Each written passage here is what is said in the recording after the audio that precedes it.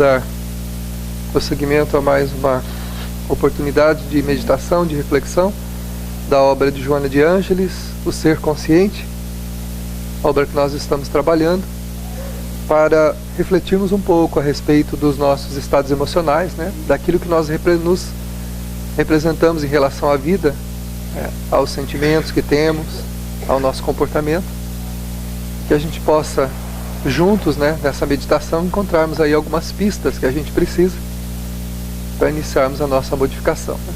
Claro que todo estudo, toda meditação, ela é uma busca de caminhos. Depois de encontrados, precisam ser perseguidos, né? Não adianta a gente encontrar um caminho e depois não desejar esse caminho, né? Não desejar caminhar por ele. Aí fica na teoria, né? Fica uma bela pintura na parede que a gente acha, nossa, como é linda, né? Como que caminhos belos, floridos, né? Tem uns aí meio capenga, mas dá para ir, né? Mas a gente olha, né? A gente não quer saber de enfrentar, né? Então, todos os caminhos que a gente descobre, eles são possibilidades de êxito para nós, porque ao trilhá-los, a gente consegue aí algum progresso dentro da nossa necessidade. É claro que tudo não é possível. O Espírito, do que nós programamos, uma parte estava fora realmente do contexto das nossas possibilidades. Embora tudo não seja possível, né? A gente pode tudo aquilo que desejar, até o limite das forças, né? Passou do limite das forças, diz o próprio Evangelho, não é possível caminhar. E Deus também não exige de nós mais do que a gente pode dar, mas exige que a gente faça pelo menos o que está no limite das nossas forças, né? E o limite das forças é o limite da nossa vontade, do nosso empenho, do nosso desejo. E no módulo anterior nós estávamos falando sobre as queixas, né? E hoje nós vamos entrar num módulo chamado Comportamentos Exóticos, que é uma sequência também das queixas. Aliás, ele inicia falando aqui que a dependência psicológica do morbo da queixa, traduzindo insegurança e instabilidade emocional, leva a estados perturbadores que se podem evitar.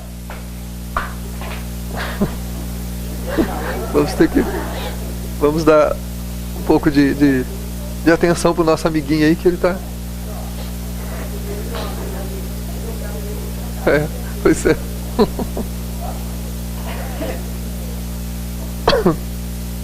Ele não está nem aí, né? Quer saber se o assunto é sério ou não é, né? Quer brincar.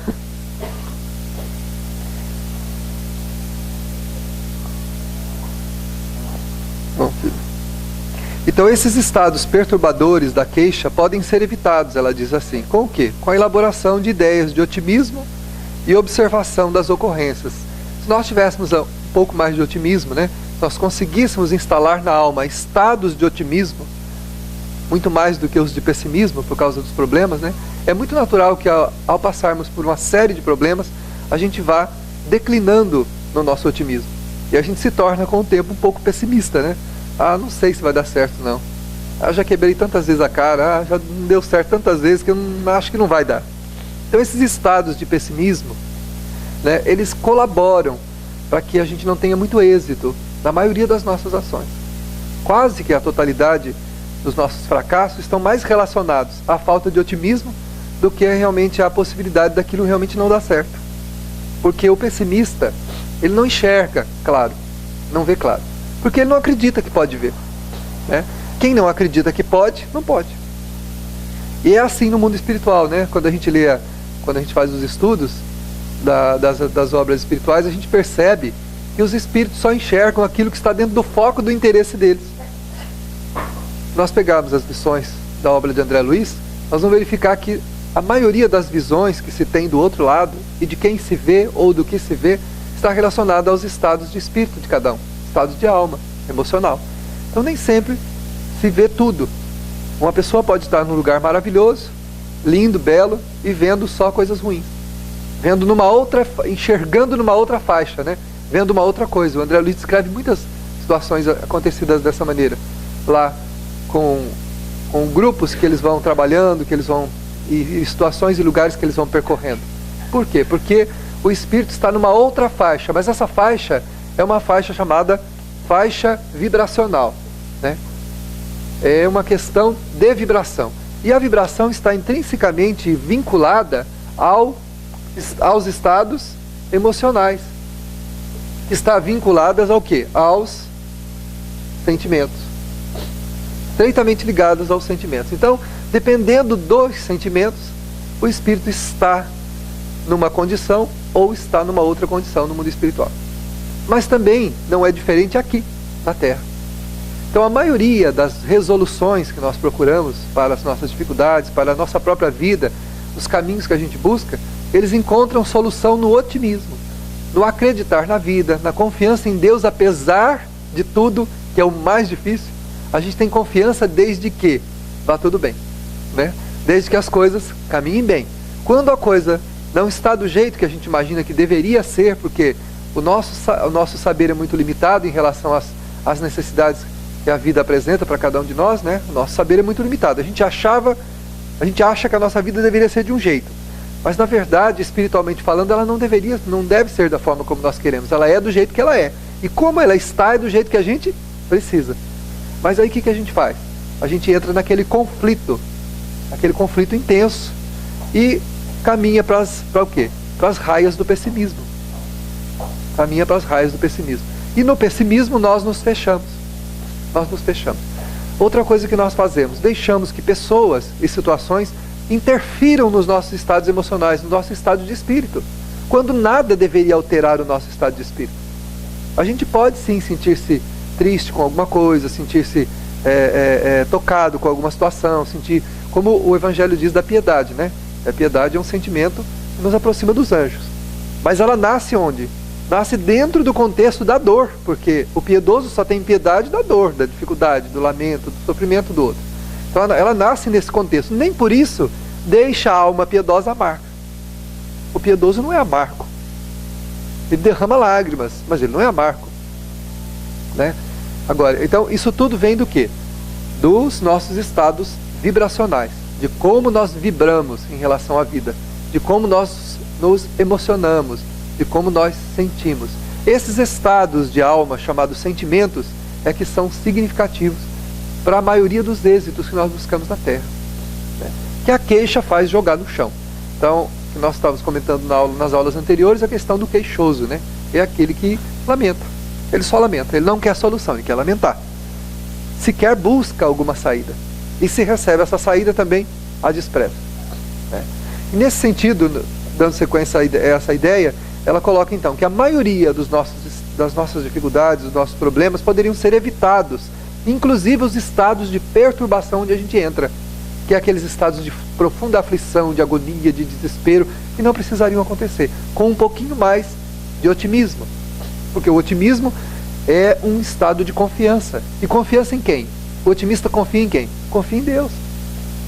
Confia que Deus está olhando por ele, que a vida dele não está sendo guiada por Deus. E é assim que acontece conosco. A nossa vida não está aleatoriamente distribuída, né, na Terra para percorrer caminhos incertos de acordo com a sorte ou o azar, né? Não é assim.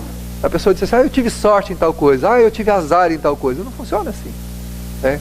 Eu tive azar de casar com você, né? Não tem, a pessoa fala isso pro companheiro ou pra companheira. Eu levei um azar danado em me casar com você, né? Realmente não foi um azar, né? Pelo menos se fosse, a gente teria uma desculpa, né? Nossa, o acaso me fez encontrar você, olha, fui azarado, né? Retirei a carta errada. Mas não é assim, né? Tudo há uma programação muito bem estabelecida, desde que, claro, nós não tenhamos contrariado essa programação atrás de aventuras. O homem que corre atrás de aventuras, o ser humano que corre atrás de aventuras, compromete o seu programa, com certeza. Quem caça, sai caçado. Aquele que sai à caça ali com karma procurando, né, vai encontrar o que não quer. Mas se a vida foi tranquila, se a pessoa percorreu os caminhos naturais de envolvimento e relacionamento com o seu semelhante e terminou num casamento, numa relação que ele está, aquela relação era a relação para ele destinada, programada, escolhida inclusive, né? Mas eu escolheu. Mas justo ele? Justo ele. Mas e ela também? Ela também. Mas eu não sabia como era ela? Sabia detalhadamente. Sabia tanto quanto. Por outro lado, isso que você disse que, porventura, seriam os defeitos que você poderia ter observado para não escolhê-la, espiritualmente falando, é exatamente o que você precisa para moldar a sua natureza, para trabalhar o seu caráter, para trabalhar os seus sentimentos, para educar as suas emoções. Então essa faceta que você enxerga, que te agride, que você poderia, entre aspas, ter evitado ao escolher no mundo espiritual a programação, né? Na verdade, escolheu por causa disso. Mas foi por isso? Foi. Mas eu escolhi ela por causa disso? Foi por causa disso. Né?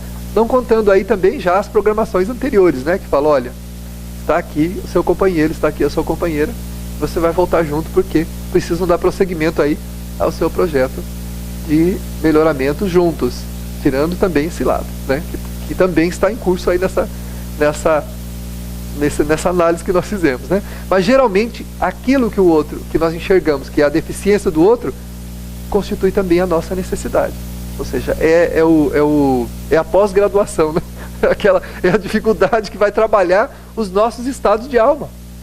Porque quando a gente conseguir conviver com essas fragilidades do outro, quando a gente conseguir não só aceitar, mas auxiliar também, porque o que a gente faz quando encontra um foco de desconforto na relação humana? A gente quer expulsar a pessoa, afastar ela de perto da gente, né? Tirar a pessoa de perto. Mas na verdade, esses focos de desconforto, eles são oportunidades para nós trabalharmos os nossos estados de alma. Porque somos orgulhosos, somos vaidosos, ainda somos egoístas. Trazemos vários estados de almas acentuados que nós não admitimos de jeito nenhum. Você imagina se o orgulhoso vai admitir o orgulho? Não tem como. Mas você é orgulhoso de jeito nenhum, né? Dá ponto o dedo. Eu tenho orgulho de ser orgulhoso, né? Então não tem, jamais, ele defende o orgulho com todas as garras. Como é que ele vai admitir que ele é orgulhoso? Você fala para o egoísta, você é egoísta. Imagina, o que é meu não é meu, é de todo mundo, né? Deus sabe. Né? Você vai lá, abre uma porta, tem de tudo lá dentro, mas ele não tem nada. Ah, eu vivo uma vida difícil, tudo bem. Tem tudo, né? Reclama de tudo e tem tudo. Ele quer que a vida concorra para o seu bem-estar. Mas esse bem-estar nunca chega. Sabe por quê? Porque o egoísta é um insaciável. A pessoa que tem essa deficiência, todos somos, né, claro. Não estamos aqui falando na teoria, estamos falando também de nós mesmos. Então, toda essa exigência que nós fazemos, né, essa exigência, na verdade, ela nunca pode ser preenchida. Né? Porque o homem humilde, o homem generoso, o homem bondoso, esse não necessita de nada. E tudo que recebe, por menos que seja, é sempre um grande tesouro. Porque ele consegue valorizar as gotículas de luz, de oportunidade, de recursos materiais, de afetividade.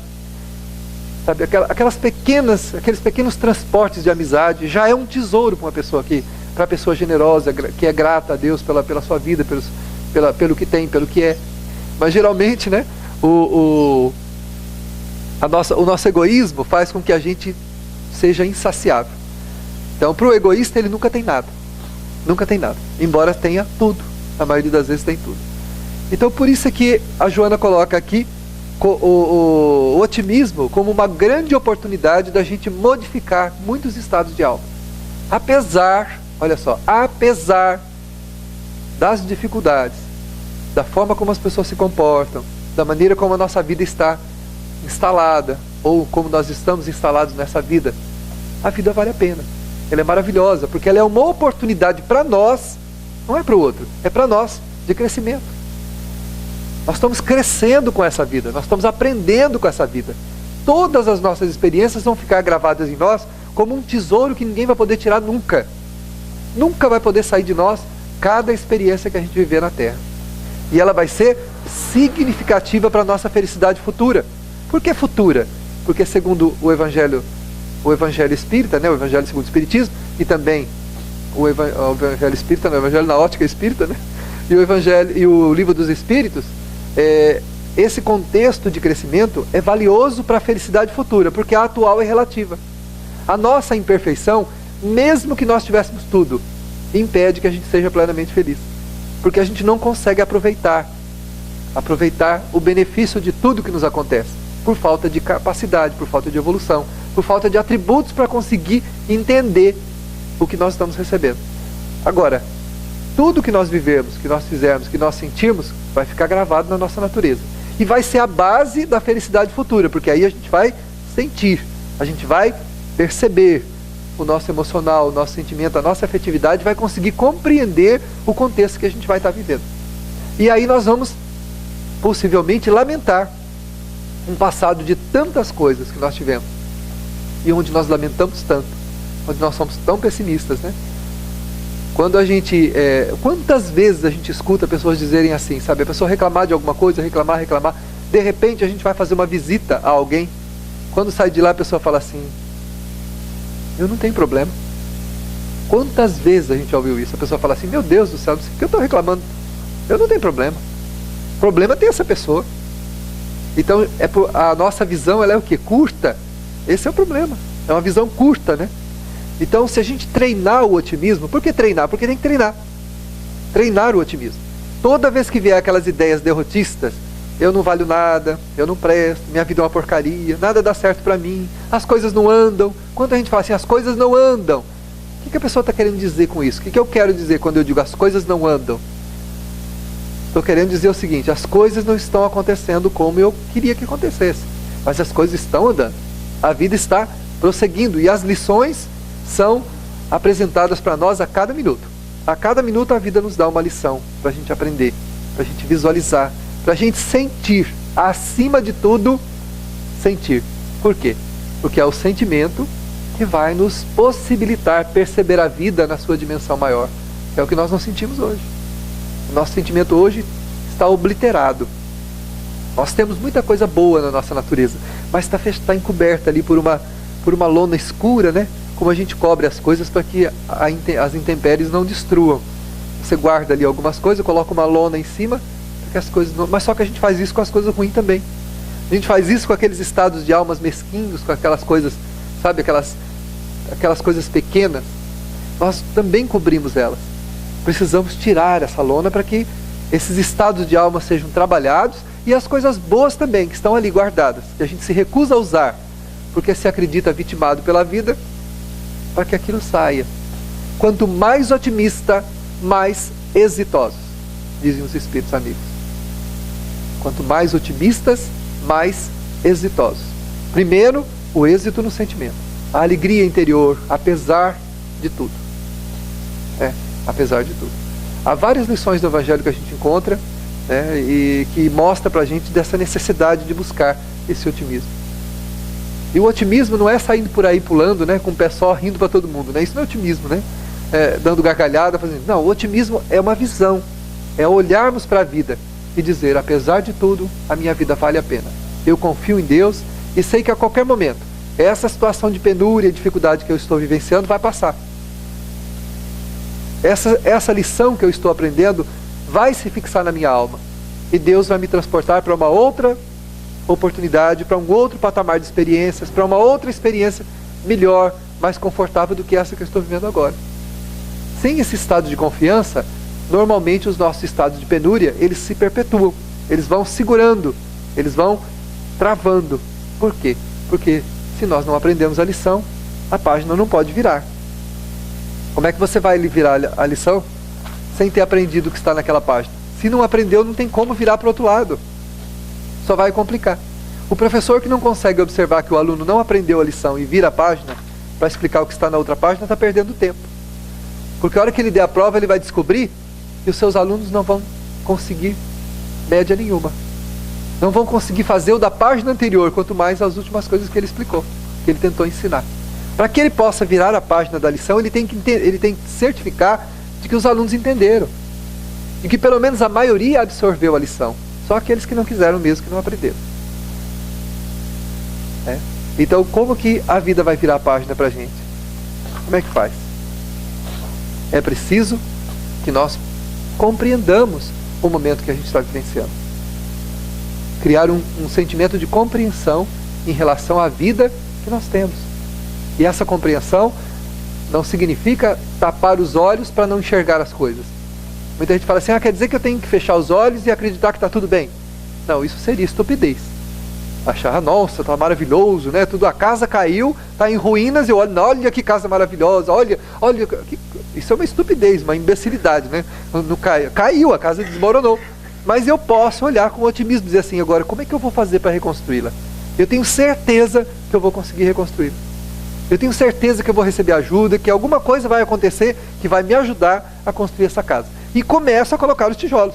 Eu, um por um. Daí um pouco, você vai olhar do lado, tem outro ajudando, tem outro ajudando, outro ajudando, outro ajudando. De repente, tem muitos recursos foram disponibilizados e a casa começa a se erguer outra vez.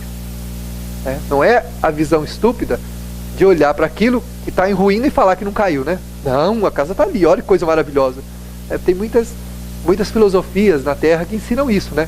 A você não acreditar no que está vendo. Isso é uma estupidez, né? A doutrina espírita diz assim, ser crítico é uma coisa, é ruim, mas ter senso crítico, ter olhos de observar é uma necessidade. O espírito precisa desenvolver a capacidade crítica dele, de ver as coisas, enxergar.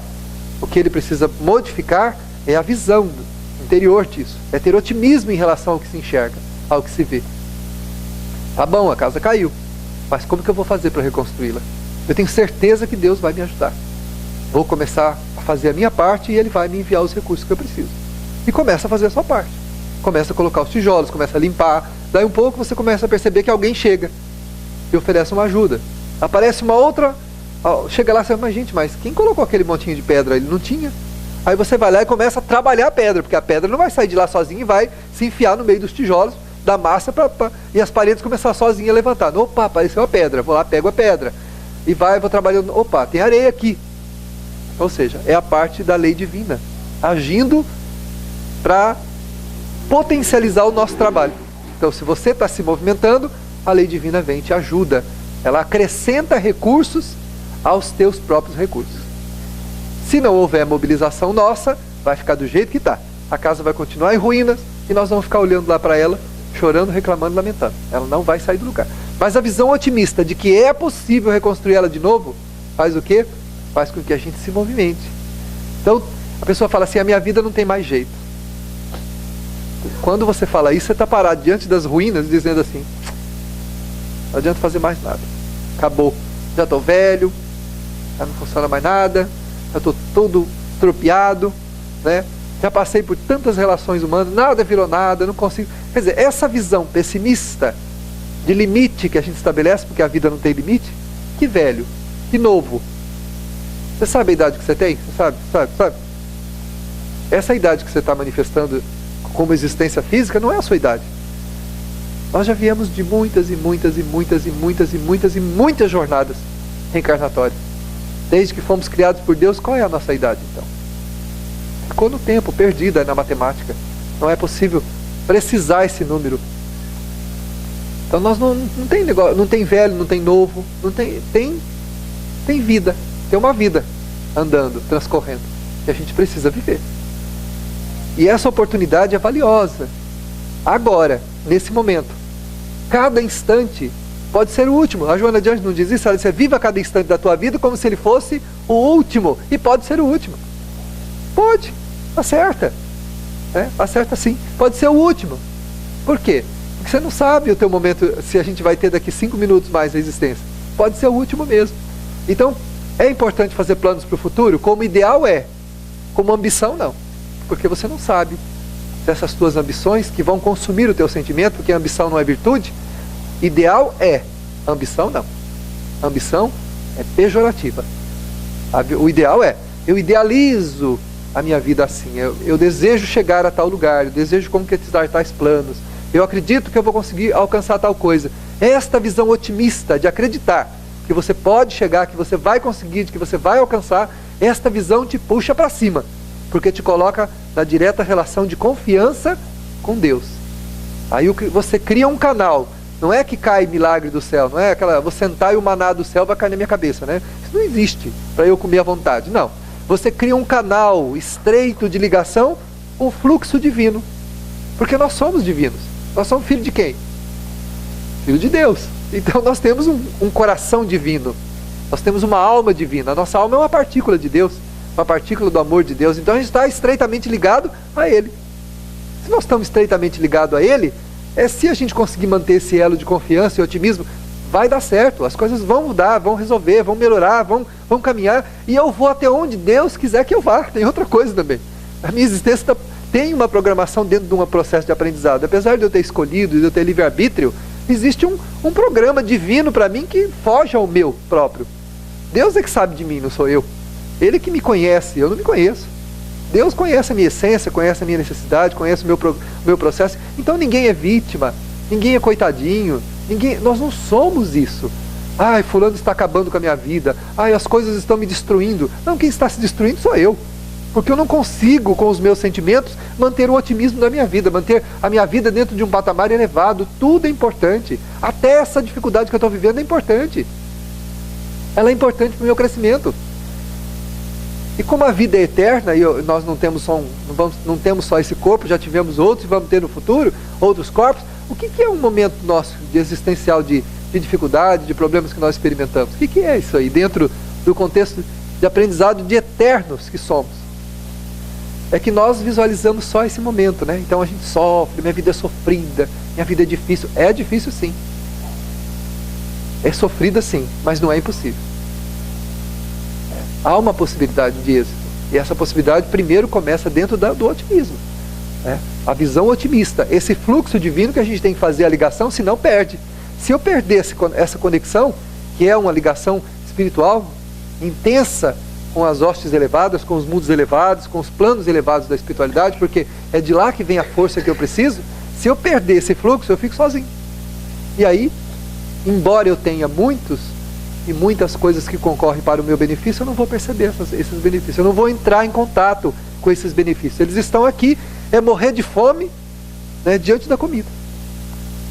Sem ter coragem de dar um passo, né, para poder, ou pelo menos arrastar-se até ela, né. Está ali, mas eu não tenho. Ó, eu só vou comer se ela vier até mim. Entendeu? Só vou comer se ela vier até mim. Ela está ali. Ali eu não vou, não.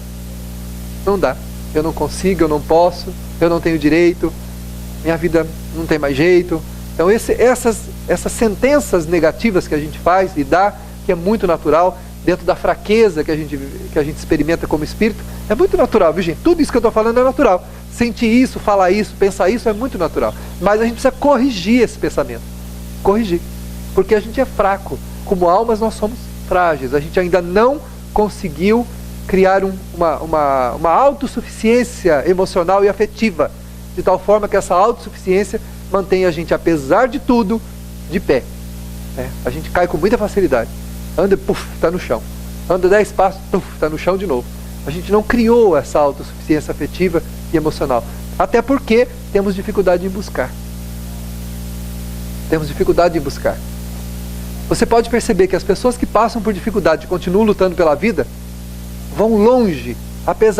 Passa 15 anos, a pessoa pensa, há 15 anos atrás ela falou assim, isso aqui vai me destruir. Mas ela continuou lutando, trabalhando, prosseguiu. Passou 15 anos, ela não foi destruída. Agora, ela não foi destruída por quê? Porque de alguma forma, sem saber, ela confiou. Ela confiou que podia. E foi caminhando. E manteve esse fluxo ligado com Deus. Porque quem confia, não precisa falar, ai meu Deus, não, a palavra não precisa ser pronunciada. Mas o fluxo acontece naturalmente. O nosso coração se liga a Deus. E a gente recebe recursos e auxílios que nem percebe. Nossa, como eu trabalhei nesses 15 anos, como eu lutei. Agora, a gente não diz assim, né? Quantas oportunidades Deus me deu nesses 15 anos para eu fazer o que eu fiz, para conseguir chegar até aqui onde eu estou. Quantos recursos apareceram, quanto trabalho, quantas pessoas, quantos clientes, né? Para o meu negócio, para o meu comércio, quantas pessoas, a gente não tem ideia. Nunca deixou de entrar um cliente na empresa, no lugar, né? Tá difícil, o negócio tá, né? Tá a qualquer momento vai destruir. Mas nunca deixou de entrar um cliente, nunca deixou de o dinheiro e paga aqui, vai para lá e aperta aqui, segura lá, e a coisa caminha. E vai indo, e passa 15 anos, 12 anos, 8 anos. E eu falo, mas como é que será que eu caminhei esses 8 anos? Porque de alguma forma, em algum sentido, eu estabeleci e mantive um elo de confiança com Deus no meu coração. Eu acreditei que em algum momento eu iria sair daquela situação. E como eu acredito, seja essa situação emocional, espiritual, afetiva, seja em que sentido for, essa crença nesse sentido mantém esse fluxo ativo. E esse fluxo faz com que a pessoa caminhe apesar de tudo. Então, nesse sentido, o otimismo, ele é uma mola propulsora contra o pessimismo, né? Que o pessimismo declina as nossas esperanças, enquanto que o otimismo nos coloca em ascensão, numa ladeira para subir, com dificuldade, mas a gente sobe. Então é preciso, a Joana então coloca nessa primeira ideia dela, a evitar esses estados mórbidos, né, de queixa, de perturbação voluntária que a gente cria.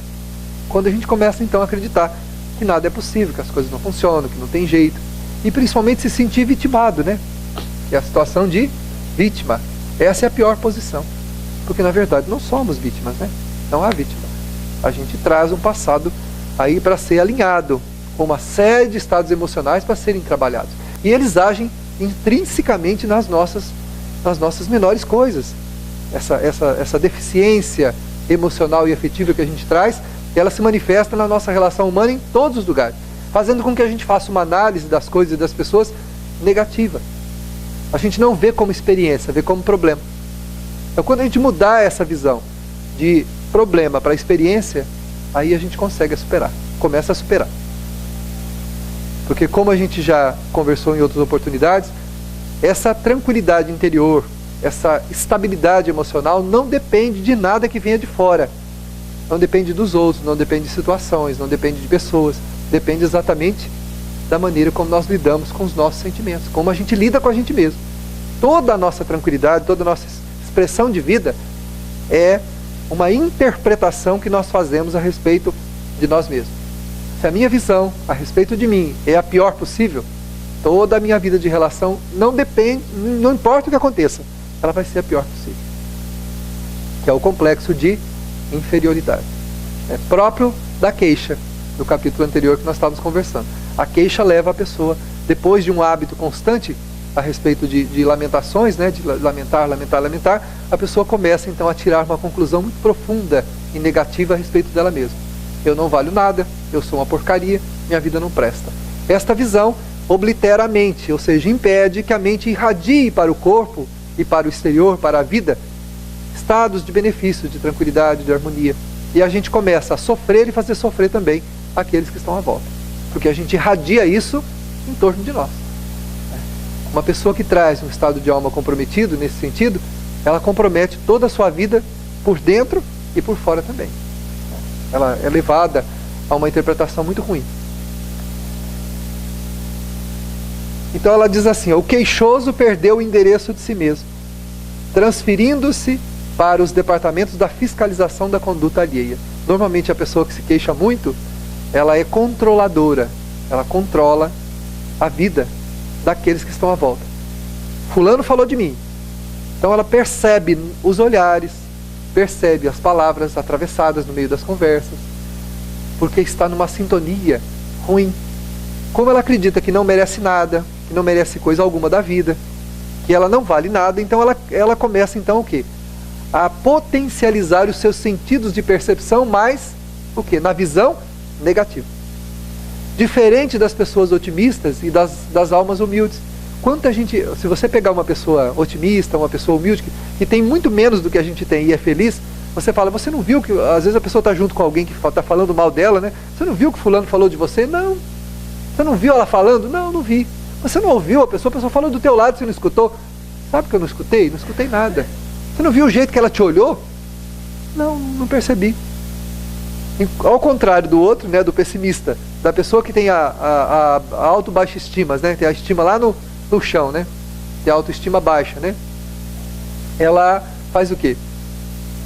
Ela enxerga, assim, um piscar de olhos que o outro der, que possa, né, que ela possa suspeitar que seja a seu respeito, já é para ela um ácido que alguém atira na sua alma. Uma palavra que a pessoa diga no meio de uma frase, que ela interprete, que pode ser uma indireta ou alguma coisa que lhe diga respeito, joga ela para baixo de novo. Aí ela vai perguntar para aqueles que estavam do lado, mas você não viu o jeito que a pessoa falou? Não, não vi. Mas ela disse tal coisa. Mas não foi para você. Não, foi para mim sim. Mas por quê? Porque ela está num quadro de baixa estima. Está num quadro pessimista. Porque está habituada a fazer o quê? A se queixar. A reclamar de tudo, reclamar da vida, reclamar das pessoas, reclamar que as coisas não são como ela gostaria. Quanta gente que nos procura e a pessoa diz assim, eu tive tantos sonhos na vida e nenhum deles se concretizaram. Falam, isso não é verdade. Tanto se concretizaram que você está aqui. O sonho da tua vida se concretizou, você está vivo. Muitas das nossas aspirações, aqui como encarnados, não fazem parte da nossa programação como espírito. Muitas das coisas que a gente quer não estão no nosso programa. Nós não programamos antes de sair do mundo espiritual para viver aqui aquela experiência que a gente hoje deseja avidamente. Porque está relacionado muitas vezes aos nossos estados de alma do passado. Uma pessoa que teve tudo, que teve poder, que teve projeções, que teve honras, que teve glórias, reencarna para ter uma vida mais humilde. E para ter algumas coisas, para ter êxito sim, para ter uma vida referta de oportunidades, mas não naquele nível, no nível menor. Para poder treinar o quê? Para poder treinar a humildade, treinar a simplicidade.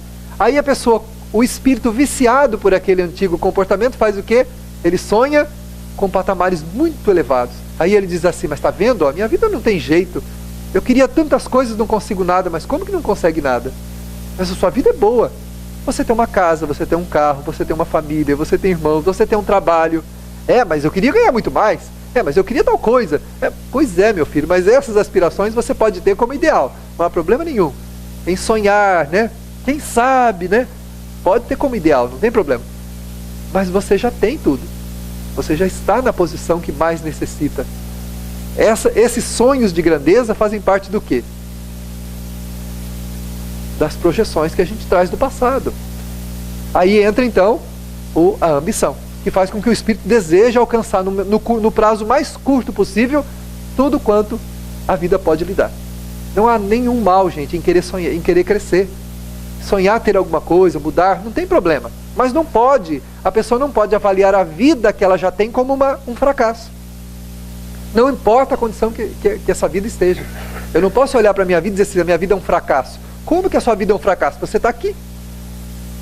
Essa pessoa que uma vez me disse que a vida dela nunca... nada na minha vida deu certo. Eu falei, tanto deu que você está aqui. A sua vida deu certo, a sua vida. Você está aqui encarnado. Se a tua vida não tivesse dado certo, você tinha desencarnado. Você está ali no mundo espiritual. Você está aqui. Então, deu certo. Por que não deu certo? É provável que aquilo que você aspirou, que você desejou, que você programou até agora, as coisas não tenham se encaminhado para onde você queria, como você queria. Mas elas foram para onde devia. Então quer dizer que eu não deveria ter sonhado? Claro que sim. Pode sonhar. O que não pode é desdenhar. Ou seja, a minha vida não vale nada. Isso é vida, tanto é que você a tem. Essa é a minha vida. A pessoa diz assim, mas isso é vida que se tenha? Tanto é que você está nela. É assim, claro que é vida. Então a tua vida está dando certo. A minha vida não dá. Como não dá certo? Como não deu certo, né? Nada que eu programei deu certo. Pois é. Mas você está cumprindo uma programação existencial. Está passando por experiências valiosas, por relações valiosas. Cada pessoa é profundamente importante na nossa vida. Ninguém pode ser desprezado no contexto das nossas relações humanas. Até mesmo as pessoas difíceis. Todas têm aquela relação tem uma significação para nós. Todas as relações humanas têm uma significação para nós. Cada pessoa, cada sentimento, cada emoção que a gente vive é muito importante para o nosso crescimento. Por quê? É dessa somatória toda que nós fizemos o contexto emocional e sentimental que nós temos agora. Nós somos a somatória das experiências do ontem. Agora, o que acontece? Por melhor que a nossa vida se estabeleça, por falta de capacidade de perceber e sentir isso, a gente vai reclamar da vida, vai lamentar, porque nós não temos ainda uma condição de percepção tão elevada que faça a gente entender o valor dessa experiência que a gente está vivendo. Consegue entender das dificuldades que nós estamos passando, nós não conseguimos perceber isso. Nós não temos ainda... É como alguém que comesse algo muito gostoso, muito de paladar muito agradável, mas que não sentisse gosto, que a pessoa não tivesse uma deficiência no paladar. Não tem gente que diz que não sente cheiro? Eu tenho pessoas que eu conheço que a pessoa diz assim que tanto faz, você pode usar o perfume que você der para ela, que ela fala assim, eu não sinto cheiro, eu não tenho olfato. E sabor também, tem gente que diz que não tem, não consegue sentir o gosto das coisas. Então, o que falta em nós? Falta essa capacidade para poder sentir o gosto da coisa, o cheiro, o odor bom da existência. Então, Mas muitas vezes a pessoa não tem, no sentido espiritual, não tem a capacidade de sentir os perfumes, mas tem capacidade de sentir o mau cheiro das coisas ruins. Não tem a capacidade de sentir o gosto das boas coisas, mas tem o paladar aguçado para aquilo que não presta, para as coisas ruins. Percebe tudo que é ruim. E essa visão e essa percepção de tudo que é ruim faz a pessoa o quê? Firmar na sua natureza a ideia de que realmente a vida dela é um fracasso. Então a nossa existência, por si só, ela já é maravilhosa, porque ela é uma oportunidade que está em andamento e que nós temos que utilizar cada minuto, porque cada minuto, a Joana de Ângeles diz assim: viva intensamente cada minuto como se ele fosse o último da sua vida, porque ele pode ser. E ela diz assim: caiu, levante-se, não há mérito algum em permanecer no chão chorando. Levante-se, fique de pé, prossiga, apesar das pessoas, apesar das coisas, prossiga. Esse elo de confiança, né? De otimismo que a gente estabelece em relação a nós mesmos, consequentemente cria um fluxo com o que tem de mais sublime no mundo espiritual. Quando uma pessoa otimista, ela é teleguiada por sentimentos bons. Em qualquer situação que ela vai experimentar, que ela vai viver, ela se sente referta, ela se sente plena, porque todas as experiências humanas são importantes para nós. Mesmo que o resultado não tenha sido como ela gostaria que fosse, como nós gostaríamos que fosse. De repente você vai fazer alguma coisa e ao invés de provocar um bem-estar, promove um mal-estar no outro, porque ele não está pronto para receber o que você deu. Isso não quer dizer que o que você fez seja ruim. Isso é um problema dele, de interpretação dele. Aí a gente se sente o quê? Frustrado. Tá vendo? Eu não faço nada direito. Não consigo fazer nada direito. Tudo que eu faço não dá certo. Tudo que eu falo parece que as pessoas entendem errado. Isso é um problema delas, não é um problema nosso. Mas aí, essa resposta negativa que vem do outro faz a gente reforçar a ideia de alto fracasso. Então aí o que a gente faz? Fala, tá vendo? Não adianta. Não adianta. O outro vai lá tem um carvãozinho querendo pegar fogo, a pessoa vai lá com um soprinho, o fogo acende, né? A gente vai lá, tem um fogo já na metade, vai tentar acender, apaga o que já está aceso. Fala, tá vendo? Ó, tudo que eu faço, onde eu ponho a mão, as coisas desandam. Isso é o quê? Transportando isso para as nossas relações humanas. Às vezes você vai com a melhor das intenções no seu relacionamento com o outro e tem uma resposta negativa. Mas não foi isso que eu quis fazer. Eu quis te ajudar, eu quis te fazer. Pois é, mas o outro não está pronto para isso. Ele não está pronto para dar aquela resposta na altura das suas intenções, se elas foram as melhores. Se a sua intenção foi a melhor, o outro não está pronto para receber o que você deu naquela dimensão. Não quer dizer que por isso você seja um fracassado, ou que o que você fez possa te diminuir ou te colocar para baixo. Pelo contrário, eu fiz o que eu pude. Receber ou não é problema meu, né? Tem muita gente que é auxiliado a vida inteira e age com ingratidão. Age com ingratidão com aqueles que lhe auxiliaram, e o que é pior, não consegue fazer por aqueles que estão do seu lado, que está no alcance dela fazer. Só pede, só recebe, só recebe, só recebe. Então no que ela coloca aqui, né, nessa que o queixoso perdeu o endereço dele mesmo, né? Perdeu o endereço de si mesmo.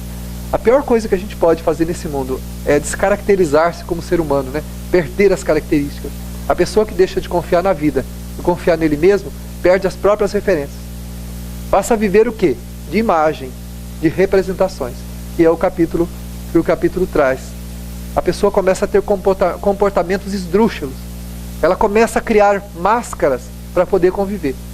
Ela se apresenta de uma forma para um, para outro, num lugar, no outro lugar. E vai criando comportamentos exóticos, se diferenciando, tentando ser vista de uma forma que chama atenção, que choque. Enquanto tá todo mundo tem um padrão de comportamento, ela tem um comportamento completamente extravagante que choca, né? A pessoa fala, mas eu não tenho direito de ser o que eu quiser ser.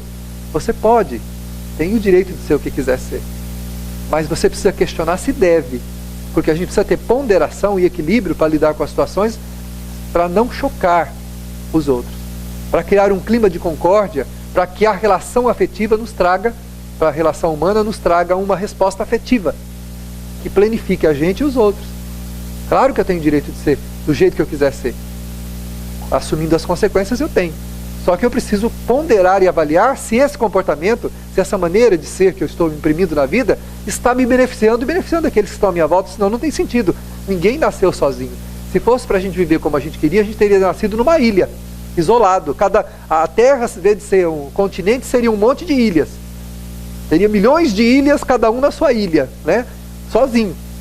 Mas se a gente foi convidado a conviver num contexto humano, de relação, é porque nós temos que respeitar os padrões de comportamento até determinado ponto. Nós temos que respeitar.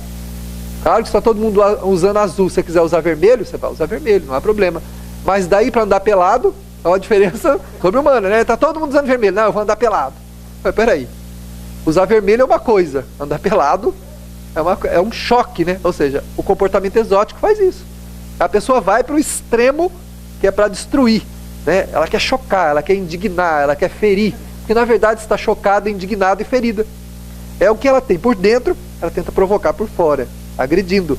Esse comportamento não lhe acrescenta nada e ao longo de algum tempo vai deteriorando as melhores possibilidades afetivas da pessoa. Ela vai perdendo o referencial de vida que ela tem e ao invés de crescer com isso, ela vai diminuindo, até o ponto em que ela recorre ao sentimento mais brutal, mais infeliz que alguém pode ter. Ou ela comete um homicídio, ou ela um suicídio. Ou um homicídio contra si mesmo, né? Então, que é o suicídio. Porque chega a um limite que nada dessas agressões, nenhuma dessas agressões que ela fez publicamente, a planificou. Não trouxe nada a ela mesma.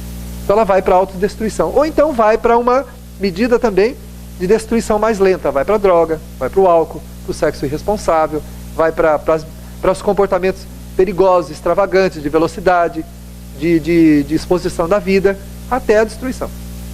É um desses vertentes ela acaba encontrando, depois de manifestar exatamente o que queria ser. Queria andar pelado, tá bom, andou. Isso ajudou alguma coisa? Fez com que ela se planificasse? Não. Né? A Laíde vai falar alguma coisa?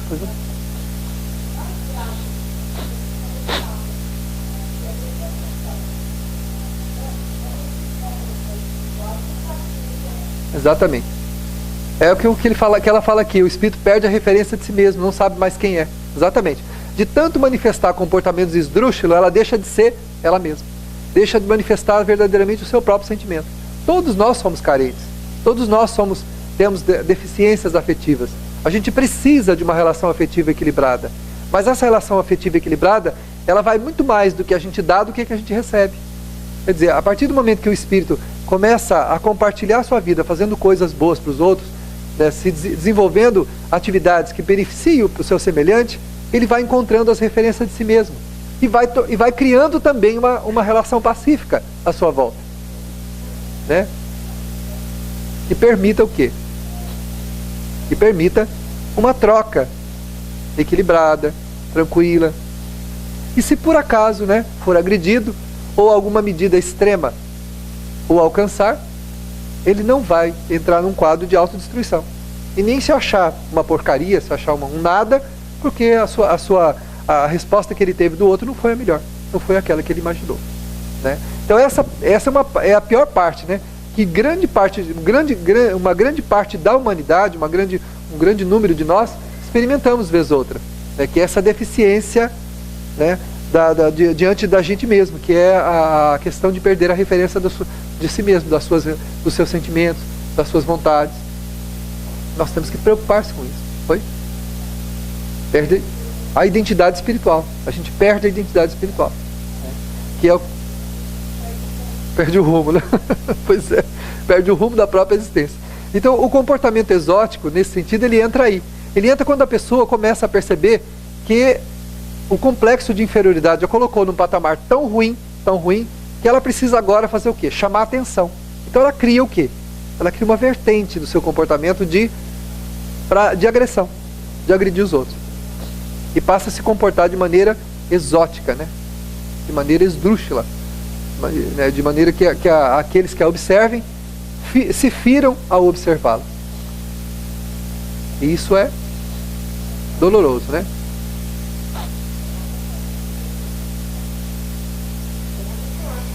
Se tem consequências, mas é claro. Sabe uma das consequências? Uma das consequências mais graves disso, né?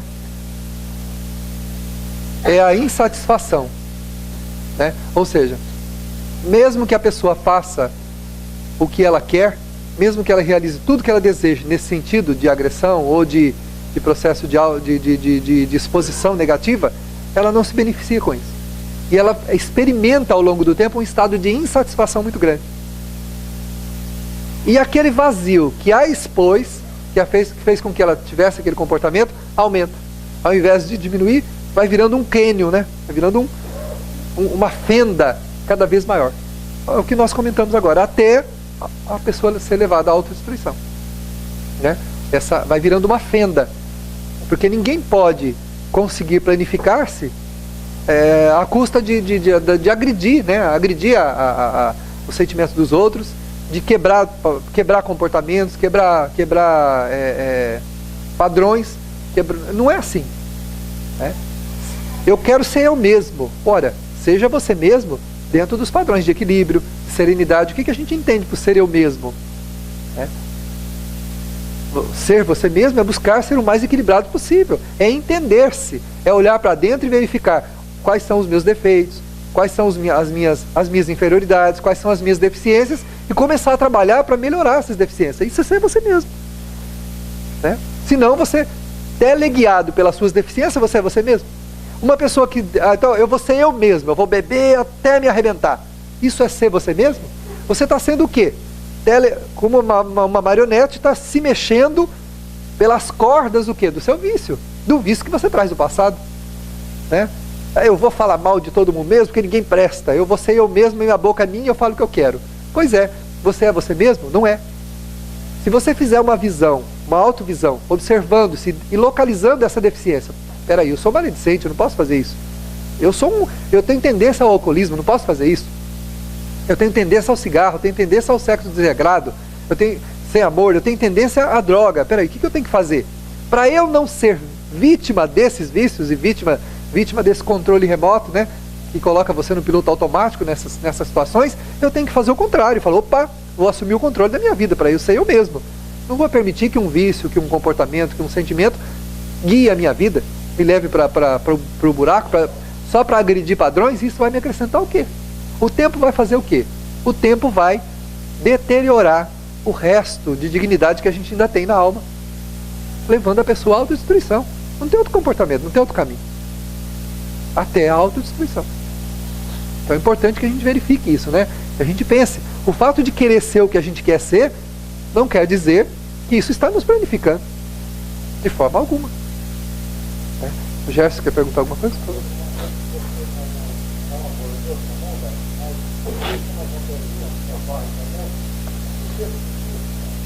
Tem uma dosagem muito grande de masoquismo, talvez autoplanizar, a gente foi na parede.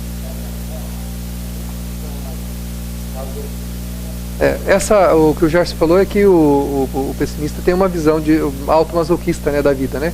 Mas é o complexo de inferioridade que faz isso, né? A pessoa tem um conceito ruim a respeito dela mesma. Então ela se acha vitimada, é o que eu coloquei, a posição de vítima. E ela gosta dessa posição porque nessa posição ela não precisa fazer nada. Se eu sou vítima, eu não tenho que fazer nada. Afinal de contas, eu estou sendo prejudicado. Alguém está me prejudicando. Deus está me prejudicando com a vida que eu tenho. Como ele pode me dar uma vida dessa? Você acha que isso é vida? Como ele quer que eu me comporte bem dentro de uma vida dessa? Como ele quer que eu aja com dignidade, com respeito, tendo a vida que eu tenho? Aí a pessoa transfere ou para os outros, para a sociedade é injusta, os outros são injustos, Deus é injusto, mas você percebe, a pessoa não faz nada por ela mesma. Ela mesma não faz nada por si mesma. E mesmo quando vai receber algum tipo de ajuda, ela não quer. Porque ela precisa permanecer. Sabe por quê? Porque não tem coragem de lutar pela própria vida. E essa falta de coragem vem de longe. Isso vem de outras experiências fracassadas do passado. Quando a pessoa deixou compromissos, abandonou compromissos, né? Normalmente, quantas pessoas nessa encarnação não vão casar-se? Embora deseje avidamente casar-se. Procura um parceiro, uma parceira, nunca se encontra com ninguém, não consegue se casar. Que são esses espíritos? Grande parte deles são espíritos que vêm de relacionamentos fracassados do passado, onde por sua culpa os relacionamentos fracassaram. Onde a pessoa recebeu tudo e não deu nada. Onde aqueles que estavam do lado dele fizeram tudo para mantê-lo por perto. E ele fez tudo para não estar por perto. Então hoje ele reencarna sem o auto-mérito. Ou seja, sem o mérito cavado às próprias custas, no próprio esforço, por ele mesmo. O mérito que ele deveria ter buscado através do esforço, da dedicação, que não buscou. E em outros campos também, do dinheiro, da saúde, e de todas as áreas humanas. O abandono da responsabilidade, o abandono dos compromissos, geram o quê? Uma sensação de fracasso no espírito. Por consequência, Aí ele nasce, depois passa por uma vida completamente frustrada, buscando aqui, buscando ali, buscando lá, e não consegue o êxito naquilo que ele deseja. E se coloca então, como vítima, Fala, tá vendo, nada dá certo para mim. Deus me deu uma vida inútil, uma vida que não serve para nada, porque nada que eu quero eu consigo. Ele tenta transferir a responsabilidade do que ele criou para a vida, para Deus, para os outros. De repente, se Deus tivesse me dado uma família melhor, quem sabe eu conseguia tal. Mas esse não é o problema dele. Não é a família. O problema é ele mesmo. É a sua afetividade, é os seus sentimentos que estão comprometidos, que estão fragilizados, que ele traz do passado. Então a posição de vítima é uma oportunidade que o espírito se dá de não fazer nada por ele mesmo. Então eu não quero fazer nada por mim mesmo. Eu vou continuar como vítima, não vou fazer nada. Porque cada passo que você dá em direção ao seu crescimento espiritual, por escolha, por determinação sua, por decisão sua, uma infinidade de portas se abrem na frente. Está no Evangelho, pedi e obtereis. Mas, pedi, e o pedir não é a palavra, ou seja, faça alguma coisa, e você vai alcançar. Porque outras forças concorrem para o teu benefício também. A gente não está aqui na Terra para caminhar sozinho. E nem foi isso que Deus desejou. Todos nós temos um contingente muito grande de espíritos que concorrem para o nosso benefício, e temos também pessoas do nosso lado que ajudam a gente a caminhar. Pessoas valiosas que a gente não reconhece, na condição de mães, de pais, de filhos, de esposas, de amigos, que concorrem para o nosso equilíbrio e para a gente caminhar. E isso não tem importância. O que tem importância é só aquilo que a gente enxerga, aquele probleminha lá que a gente gostaria que aquilo fosse diferente, que aquilo fosse melhor, que aquilo tudo é o mais importante. O resto não interessa. Os filhos maravilhosos, o esposo maravilhoso, a esposa maravilhosa, o trabalho excelente, os amigos excelentes, isso nada importa. A condição financeira estabilizada ou não, nada disso interessa. Interessa só aquele foco que eu fico batendo ali, naquela tecla. Porque ali está o meu fracasso do passado. Exatamente ali está a minha ferida aberta, exposta. Mesmo quando consequências de atos da vida presente, o hábito foi adquirido nas vidas passadas. Então a gente transfere para a vida presente os hábitos de fracassos do ontem. E as coisas, é claro, naquele sentido para nós vão ser mais difíceis. Porque até por falta de experiência, por abandono, por não ter firmado um compromisso conosco mesmo, na nossa natureza, dentro dos desafios que a vida apresenta. Ninguém pode, gente, ninguém deve transferir responsabilidade para os outros. Você pode pedir ajuda, mas se você transfere tudo que te diz respeito para os outros fazerem, e só pede, exige de todo mundo tudo, o que vai acontecer? As pessoas vão crescer. Mas e eu? Aí no futuro, quando eu retorno para a Terra, as coisas vão ser fáceis para mim? Não, porque eu não tenho experiência. Não é? Eu tenho um documento para digitar. Digita aí para mim. Tá bom, o outro vai e digita. Tem outra coisa, dá para você digitar esse trabalho aqui para mim, trabalho de escola, trabalho de faculdade, outras coisas. A gente vai passando e pagando para os outros fazerem. Gente, isso é o maior engodo que a gente pode fazer consigo mesmo. Maior engodo. O que vai acontecer? Além de não ter a experiência nesta vida, eu não vou ter essa experiência nunca. Pelo menos na existência presente. Vou fazer o quê? O futuro vai ser um futuro pleno para mim? Não. E mesmo que eu consiga algum êxito, vai ficar o quê? Essa lacuna por preencher. Que a consciência depois não aprova. Não adianta. As lacunas que a gente vai deixando da consciência, quando juntadas no final da nossa experiência, dá um cânion, dá uma rachadura imensa. E como é que você vai fechar isso depois? Aí a gente vai pedir talvez uma vida de sacrifício, uma vida de dedicação a alguma tarefa nobre, onde a gente se dedique efetivamente a alguma coisa que necessite da nossa participação para poder fechar aquela lacuna. Então a maioria das distonias de comportamento emocional que nós vivemos é isto, é os compromissos transferidos, é as responsabilidades delegadas a outros, é não usar o sentimento para auxiliar ninguém, só ser auxiliado. Quantas vezes a gente foi servido no passado e não serviu ninguém? Quantos amores, quantas almas se dedicaram a nós nos dedicamos a quem? A coisa nenhuma, aos nossos próprios interesses, à nossa própria afetividade, sem se preocupar com os outros. A que a gente estivesse bem, confortável. Só que isso não nos faz crescer, abre essas imensas lacunas, que a consciência vai guardando e depois junta tudo. Fala que esse é o vazio da tua alma. Aí sabe quando que a gente experimenta isso? Quando a gente desencarna. Quando chega no mundo espiritual é que esse bendito desse vazio aparece. Aí o espírito olha e fala, sente um medo, um terror íntimo sobre-humano. Eu nunca vou esquecer de um espírito que se apresentou numa sessão mediúnica pra gente e disse isso. Ela disse assim, eu sempre fui rodeada de um monte de pessoas que me amavam intensamente.